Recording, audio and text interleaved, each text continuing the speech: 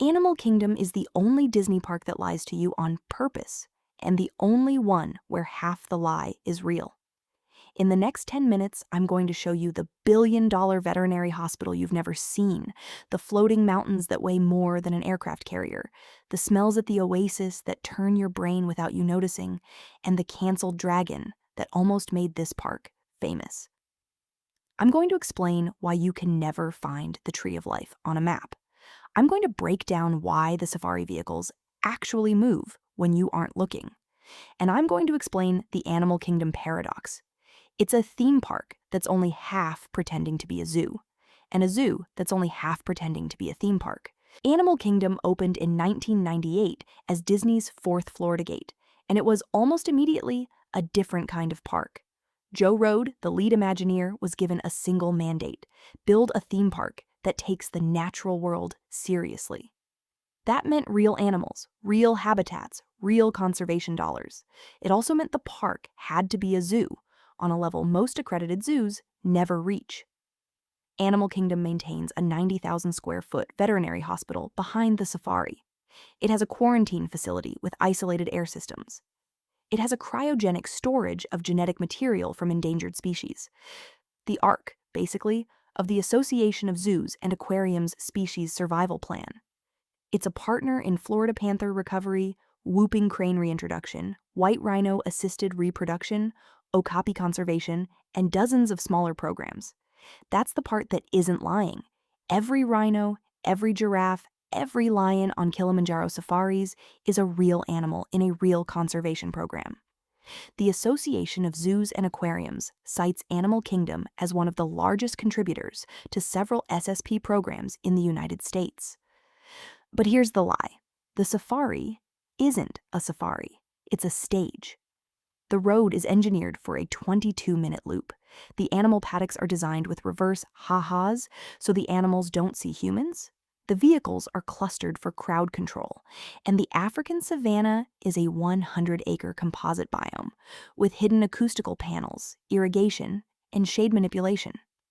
The animals live in the most expensive zoo in the world. And the most honest thing Animal Kingdom shows you is that it never pretends the animals are extras.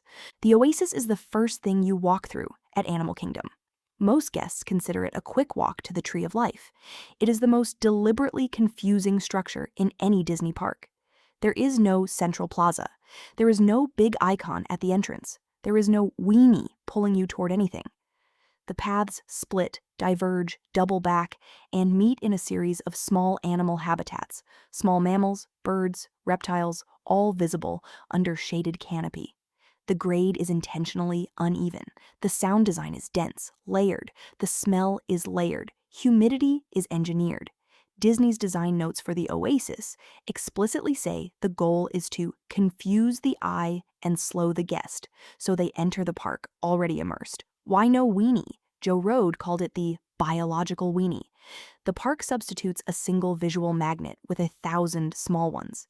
You slow down, you see a tamandua, you take a photo, you keep walking. By the time you realize you can't see the Tree of Life from the entrance, you're already in Discovery Island, and the tree reveals itself in a frame of branches above you. That's the lie.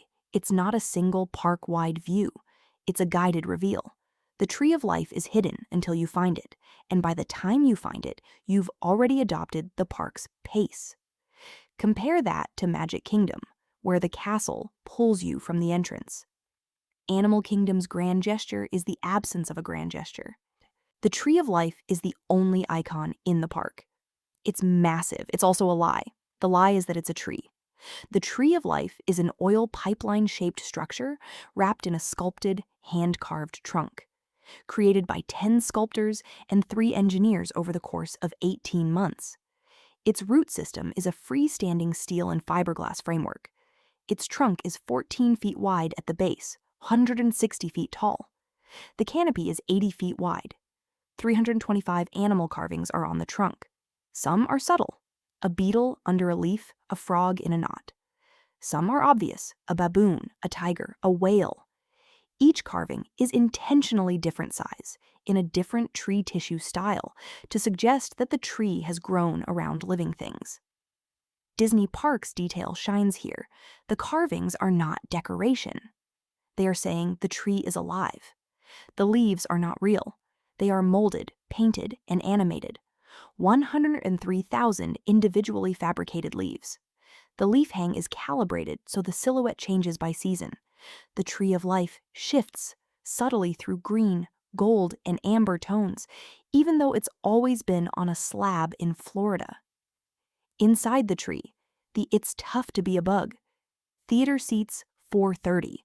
The trunk walls are alive, a motion capture illusion that registers your movement in real time. There are no fly systems. The illusion is pure projection and forced perspective. And the secret, the Tree of Life's root system is a standalone structure.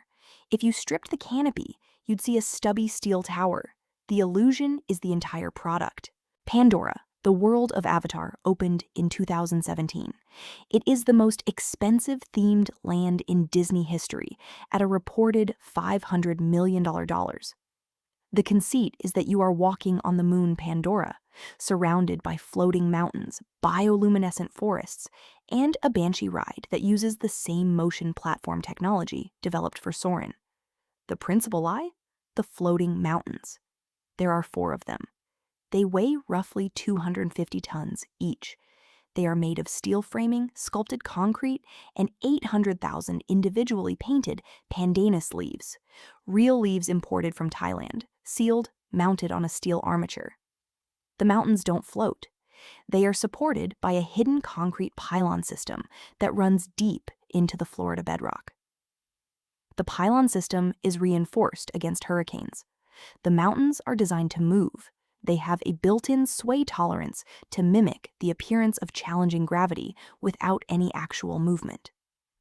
The bioluminescence is paint, hundreds of gallons of phosphorescent paint mixed with a clear topcoat, applied to the underside of the floating mountains and the forest floor. It charges by day and glows by night.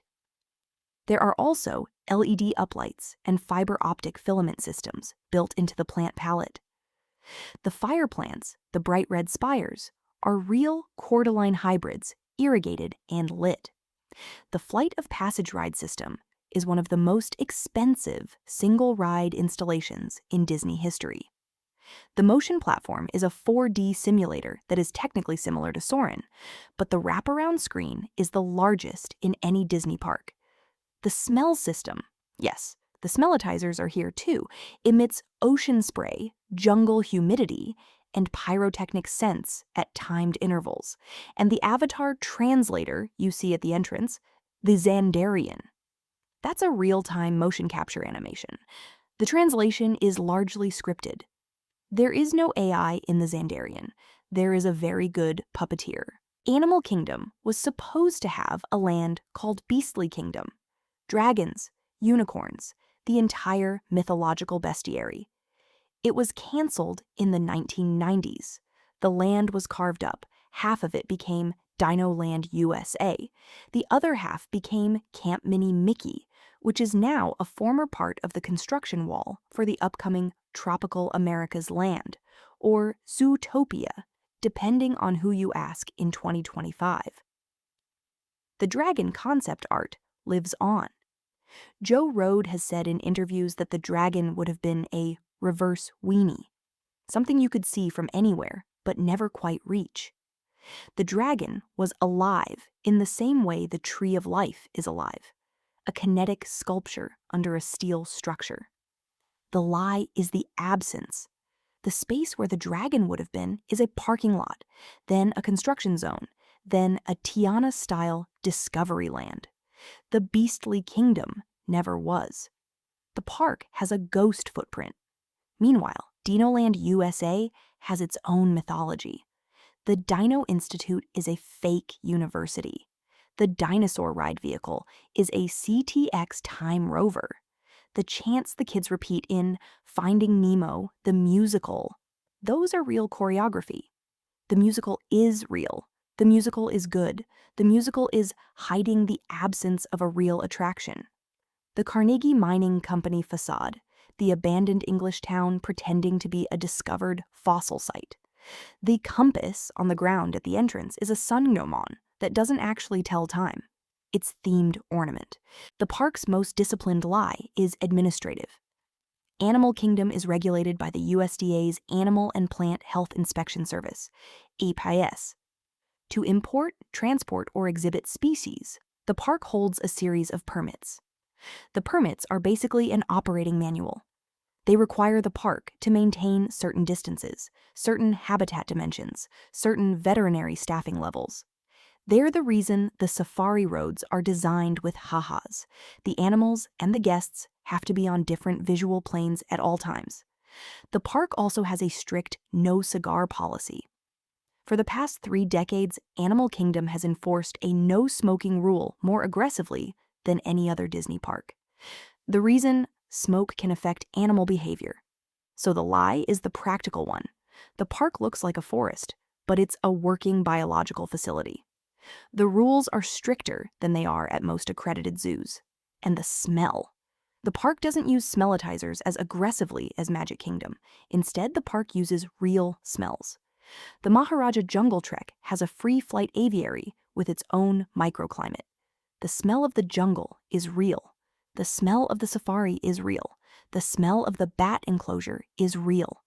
The park is, by design, a sensory experience that doesn't need to be simulated. The largest hidden lie: the safari vehicles don't move continuously.